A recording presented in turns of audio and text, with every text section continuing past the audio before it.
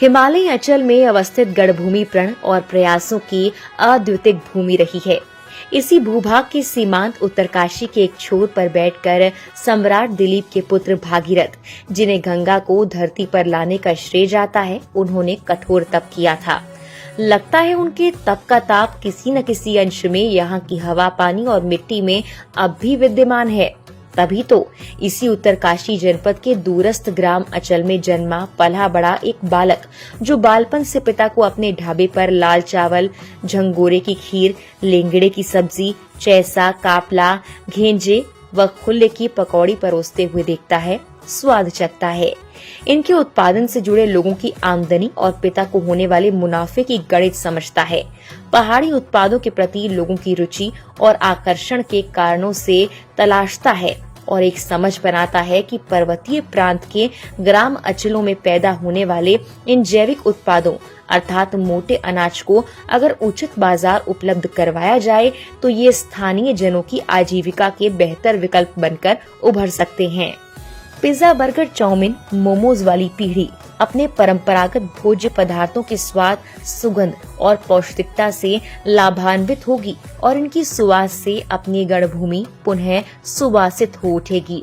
ऐसी ही बहुत सी बातों, विचारों के साथ हिमालय पर्यावरण जड़ी बूटी एग्रो संस्थान के द्वारिका सेमवाल दृढ़ संकल्पित होकर इनके प्रचार प्रसार में जुट जाते हैं। साल 2000 से 2001 में काशी विश्वनाथ की नगरी उत्तरकाशी में होने वाले माघ मेले से स्वयं सहायता समूह के सहयोग से परंपरागत पकवानों का स्टॉल लगाकर एक नई शुरुआत करते हैं। दिन, महीने, साल बीतते जाते हैं, लेकिन उनके कदम डगमगाते रहे। तमाम उतार चढ़ाव के बाद भी वो इस सुपथ पर बने रहते हैं। फलतः 20 से 22 वर्षों की इसी अनवरत साधना के चलते 7 अक्टूबर 2023 को जिस संकल्पना के साथ वो गढ़भोज दिवस मनवाकर अपने परंपरागत भोजन के स्वाद सुवास से गढ़भूमि को महकाना चाहते थे, उससे गढ़भूमि के साथ साथ देश परदेश के कई हिस्से महक उठते हैं, जो उन्हीं के अथक परिश्रम का सुखद प्रतिफल है।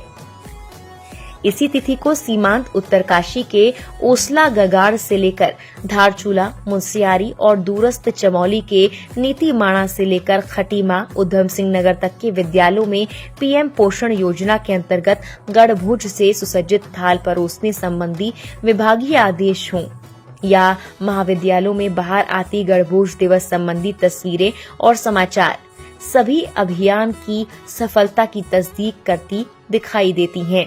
कई कॉलेजेस से गृह विज्ञान की प्रयोगात्मक परीक्षाओं के दौरान गढ़भोज संबंधी तस्वीरें भी बेहद आनंदित, उत्साहित और आकर्षित करने वाली रही हैं, जिसका श्रेय अभियान के प्रेरणा द्वारिका सेमवाल को जाता है।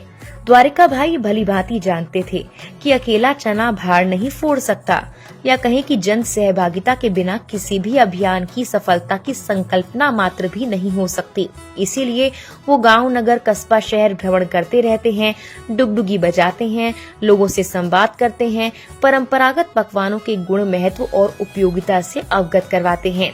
अलग अलग अवसरों पर जगह जगह परंपरागत अनाज और पकवानों के स्टॉल सजाते हैं।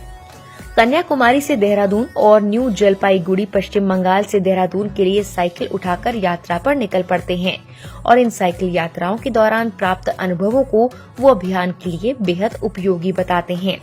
वो चाहते हैं कि मेले थौले हों या सरकारी गैर सरकारी आयोजन, बैठक सेमिनार हों या सभा संगोष्ठियां, विद्यालय हों या सरकारी भोजनालय, गढ़भोज सब जगह शामिल हो।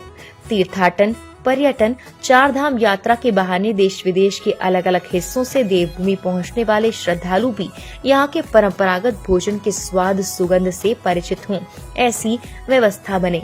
इनके लिए वो खूब पसीना बहा रहे हैं। साल 2009 में पहली बार उन्हें इस रूप में सफलता प्राप्त हुई कि वो गंगोत्री, यमुनोत्री, बद्री, केदारनाथ यात्रा मार्ग पर 5-5 होटल या ढाबा संचालकों को इस बात के लिए राजी करवा पाए कि वो अपने खाने के मेन्यू में गढ़भोज को शामिल करते हैं।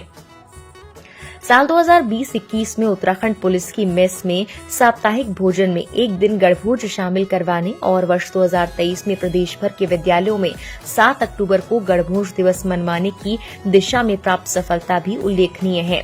गौरतलब है कि 7 अक्टूबर को गणभोज दिवस मनाए जाने की शुरुआत भले ही साल 2022 से हुई हो, लेकिन उससे पहले अभियान के 20 वर्ष पूर्ण होने के उपलक्ष्य में वर्ष 2021 को गणभोज वर्ष के रूप में मनाया जा चुका है। गणभोज अभियान के संबंध में वो बताते हैं, यूँ तो हम इसे पहाड़ी भोजन भी कह सकते थे, लेकिन पहाड़ी प्रांत तो और भी हैं, फिर हम कैसे स्पष्ट कर पाते कि हम किसी पहाड़ी भोजन की बात कर रहे हैं। इस दुविधा से बचने के लिए हमने गढ़वाल, कुमाऊं, रवाई जौनसार के साथियों के साथ मिलकर उत्तराखंड के परंपरागत भोजन के लिए गणभोज नाम तय किया और साल 2008 में इसे गणभोज अभियान के रूप में संचालित किया जा रहा है। इसीलिए गणभोज समूचे उत्तराखंड के परंपरागत पकवानों का प्रतिनिधित्व करता है।